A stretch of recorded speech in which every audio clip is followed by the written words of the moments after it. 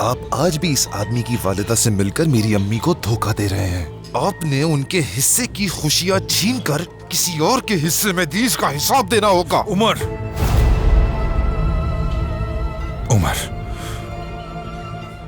मैं तुम्हारी मां को धोखा नहीं दे रहा। ठीक है, मुझे इन तमाम चीजों का बहुत अफसोस है। मैं अपनी तमाम गलतियों के लिए बहुत माजरत खा हूं। मैं इन सब चीजों का कसूरवार भी हूं। मैं इसे कबूल भी करता हूं, लेकिन मैं धोखाधही को बिल्कुल कबूल नहीं करता, क्योंकि ऐसी कोई बात नहीं है। तो फिर हर वक्त हमारे घर पे क्या करते रहते हैं?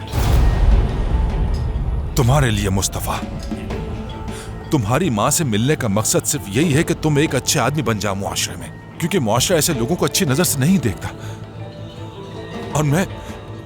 और मेरा उससे मिलने का मकसद सिर्फ यही है कि मैं अपनी गलतियों की तलाफी कर सकूं। तलाफी? कैसे कर सकते हैं तलाफी? हाँ, क्या मेरे कभी अच्छे बाप बने? मुस्तफा जो आज मेरे सामने मेरा भाई बनकर बैठा हुआ है, क्या आपने इसको अपना नाम दिया है, मोहब्बत दी है? पता है ना किस किस चीज की तलाफी करेंगे।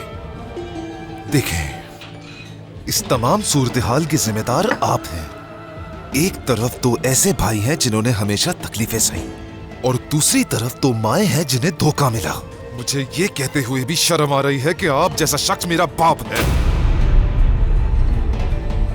शर्म आनी चाहिए आपको। उमर,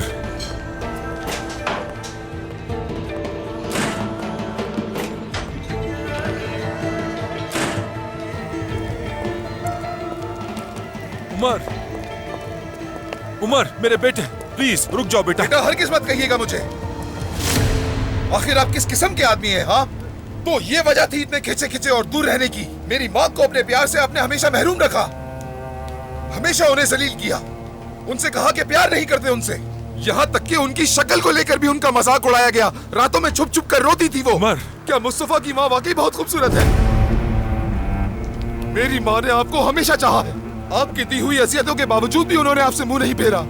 आंसुओं को, जख्मों को हमेशा सबसे छुपा कर रखा और ऐसे जाहिर किया जैसे उनके साथ कुछ हुआ ही नहीं है।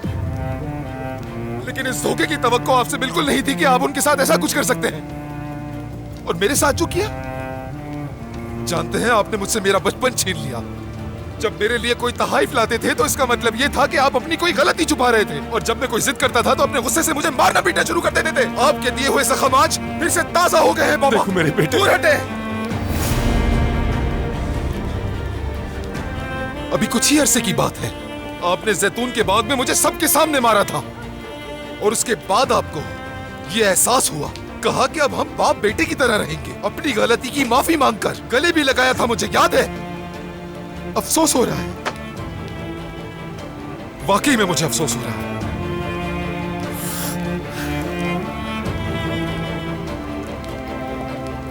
एक बात बताओ, मुझे हमेशा एक छोटे भाई की ख्वाहिश थी, मगर ये कभी नहीं सोचा था कि ये खुशी आप मुझे इस तरह देंगे। वैसे मुझे आपसे की उम्मीद हरगिज़ नहीं थी कि आप इतना भी गिर सकते हैं। आज आपने मुझसे मेरे छोटे भाई की भी ख्वाहिश छीन ली।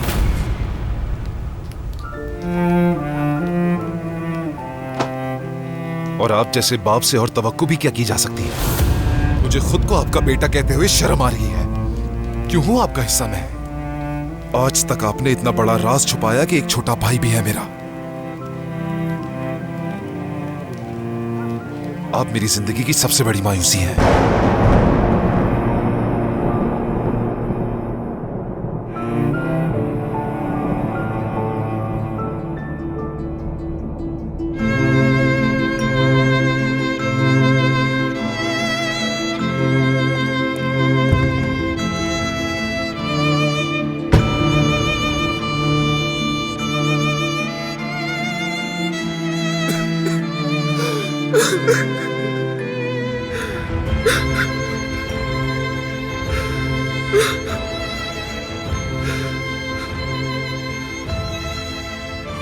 लानत